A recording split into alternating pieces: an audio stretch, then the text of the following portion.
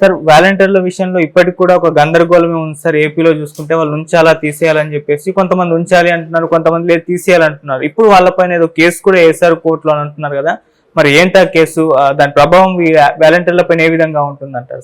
వాలంటీర్లు ఒక రకంగా గాల్లో వేలాడుతుంది వాళ్ళ పరిస్థితి. త్రిశంకు స్వర్గం అంటారు, అలాగా ఉంది.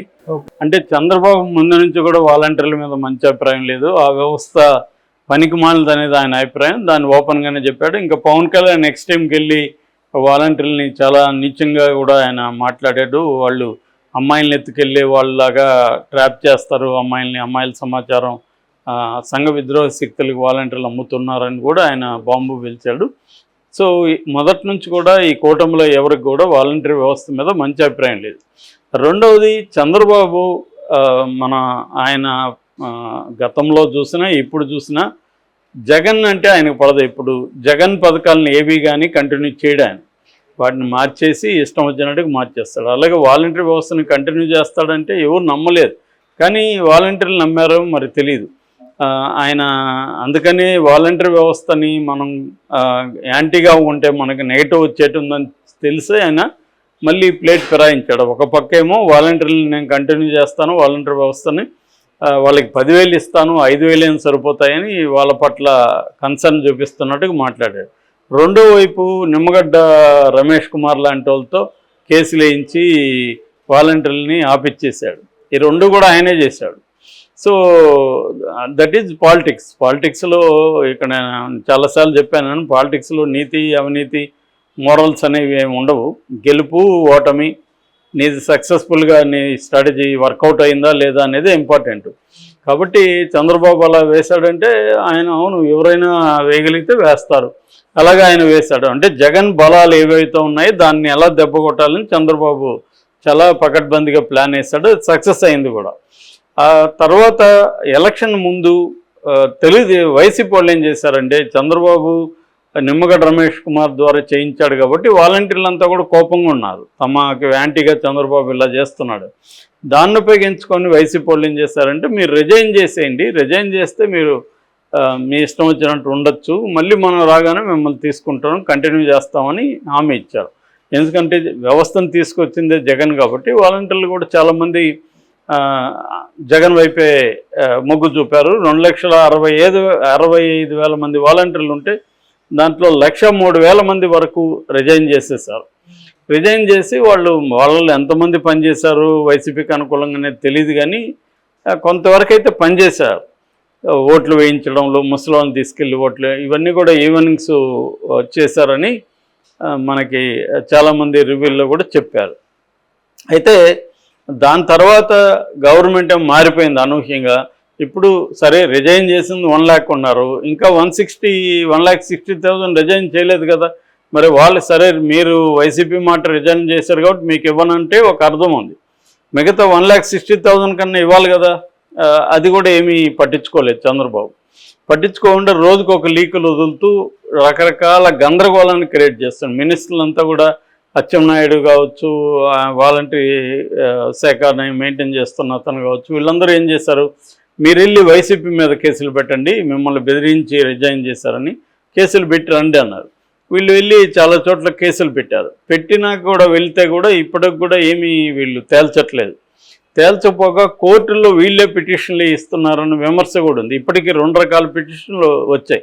ఒకటేమో ఎన్నికల ముందు వేసిన పిటిషన్. ఎన్నికల ముందు ఏంటంటే ఈ వాలంటరీలను ఇలాగా కంటిన్యూ చేయడం కరెక్ట్ కాదని అప్పుడు ఏదో వచ్చింది. దానికి సమాధానం చెప్పమని కోర్టు గవర్నమెంట్ని అడిగింది. ఇప్పుడు మళ్ళీ ఒక కోర్టులో పిటిషన్ వేస్తారు. అదేంటంటే అసలు ఈ వాలంటరీ వ్యవస్థని అపాయింట్మెంటే కరెక్ట్ కాదు, ఎందుకంటే రాజ్యాంగపరంగా రిజర్వేషన్ని దీంట్లో అమలు చేయలేదు కాబట్టి ఇది చెల్లదు అని కోర్టుకి ఒక కేసు వేశారు. ఇది కూడా తెలుగుదేశం వేయించారనే ఒక ఆరోపణ అయితే ఉంది. సో ఏదేమైనా కోర్టు ద్వారానే వాలంటీర్ వ్యవస్థ చల్లదని చెప్పిచ్చేస్తే మనకి మట్టి అంటది కదా అనేది చంద్రబాబు ప్లాన్ ఉంటుంది అది అంటున్నారు. ఎందుకంటే ఇప్పటివరకు మామూలుగా అయితే ఇమ్మీడియట్గా వాలంటీర్లను తీసుకొని ఈ పాటికి జూలై 1కి పెన్షన్లు వాళ్ళ దగ్గర ఇప్పించాలి. కానీ వాళ్ళు లేకుండానే ఇంటి దగ్గర ఇప్పించే కార్యక్రమం చంద్రబాబు చేస్తున్నాడంటే అర్థం ఏంటి? వాలంటీర్లు అవసరం లేదనే కదా. అప్పుడు కూడా ఎలక్షన్లు అప్పుడు కూడా మాట్లాడారు కదా, వాలంటీర్లు అన్ని రాష్ట్రాల్లో ఉన్నాయా, పనులు జరగట్లేదా అనేది కూడా మాట్లాడారు. కాబట్టి ఏంటంటే చంద్రబాబు ఎన్నికల కోసం కొన్ని విషయాలు మాట్లాడారు తప్ప అతనికి ఏమీ సీరియస్గా వాలంటరీ వ్యవస్థను కంటిన్యూ చేయాలని ఉన్నట్టుగా లేదు. ఇప్పుడు కోర్టు వాలంటరీ వ్యవస్థ అసలు ఫార్మేషనే రాంగు, ఆ ఏర్పాటే తప్పు అన్నట్టుగా కోర్టులో కేసు ఉంది. దాని మీద ఇప్పుడు ప్రభుత్వ ఒపీనియన్ తీసుకోవాలి. ప్రభుత్వం కూడా ఏం చెప్తుంది, ఇది మాకు సంబంధం లేదు, మా ప్రభుత్వం వాలంటీర్లను నియమించలేదు, కాబట్టి మేము ఇప్పుడు మీరు చెప్పినట్టుగా ఇవన్నీ కూడా ఆలోచిస్తాము, వాలంటీర్ వ్యవస్థ ఎలా ఉండాలి, అసలు ఉండాలో లేదో ఆలోచిస్తాము, ప్రజాభిప్రాయ సేకరణ జరుపుతాము అని చెప్పి కోర్టుకి తెలియజేస్తారు. వీళ్ళు తెలియజేసి ఫైనల్గా ప్రజా సేకరణ చేశాము, రిజర్వేషన్లు ఇవన్నీ పెట్టాలంటే మళ్ళీ వాళ్ళకి రెగ్యులర్గా ఎంప్లాయ్మెంట్ అవన్నీ చూసుకోవాలి, అది ఇప్పుడున్న పరిస్థితుల్లో సాధ్యం కాదు అని తేల్చేయచ్చు.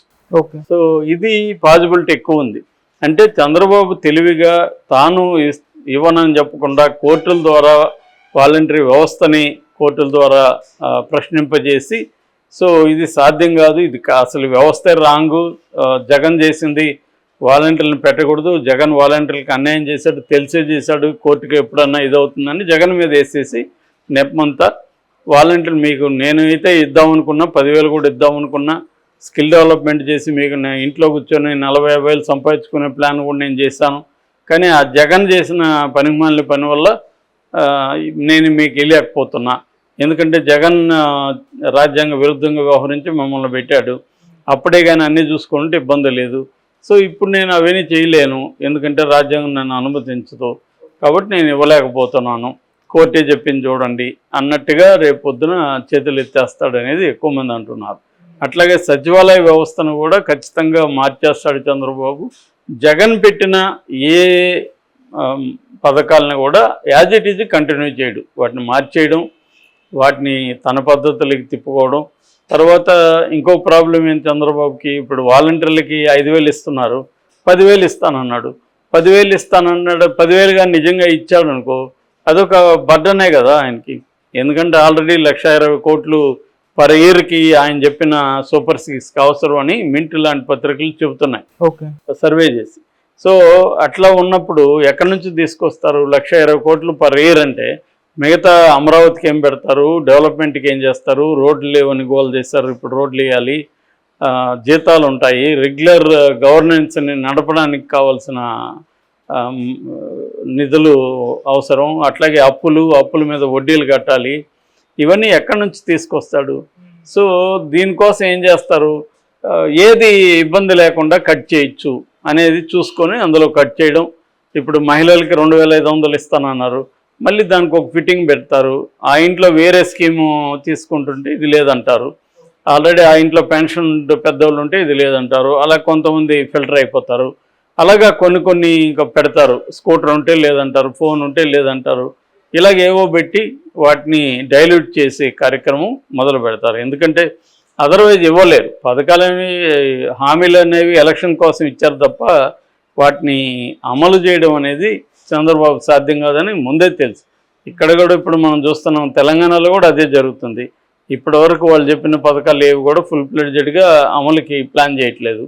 ఈ లోపల లక్కీగా వాళ్ళకి ఎన్నికల కోడ్ వచ్చింది, దానివల్ల కొద్దిగా బతికారు. ఇప్పుడు మెల్లమెల్లగా దాన్ని ఎట్లా డైల్యూట్ చేయాలని ట్రై చేస్తున్నారు. కర్ణాటకలో ఇదే గోల్ నడుస్తుంది. వాళ్ళు చివరికి ఇంటర్నేషనల్ కన్సల్టెన్సీ సంస్థను కూడా అడుగుతున్నారు, మేము ఎట్లా ఇవ్వాలి, ఈ ఉన్న బడ్జెట్లతో ఎట్లా ఇవ్వాలి. ఎందుకంటే ఇప్పుడు మన ఆంధ్రప్రదేశ్ బడ్జెట్ 3 లక్షల కోట్లు, 1,20 కోట్లు దీనికే పోతే 3,20,000 కోట్లు మిగతా లాంగ్ టర్మ్ ప్లానింగ్కి ఏం పెడతారు, షార్ట్ టర్మ్లో గవర్నమెంట్ని ఎలా రన్ చేస్తారు, ఉద్యోగులకి శాలరీలు ఎలా ఇస్తారు, ఈ ప్రాబ్లమ్స్ అంతా ఉన్నాయి. కాబట్టి చంద్రబాబు ఏం చేస్తున్నాడు అంటే రకరకాల వాటికి రకరకాల స్కెచ్ చేస్తున్నాడు, స్కెచ్ చేసి దీన్ని ఎలా బ్రేక్ చేయాలి. అలాగే ఇప్పుడు వాలంటీర్ని ఖచ్చితంగా కోర్టు ద్వారానే వాలంటీర్ వ్యవస్థ ఇది రాజ్యాంగ విరుద్ధం అని చెప్పి ఇచ్చేస్తే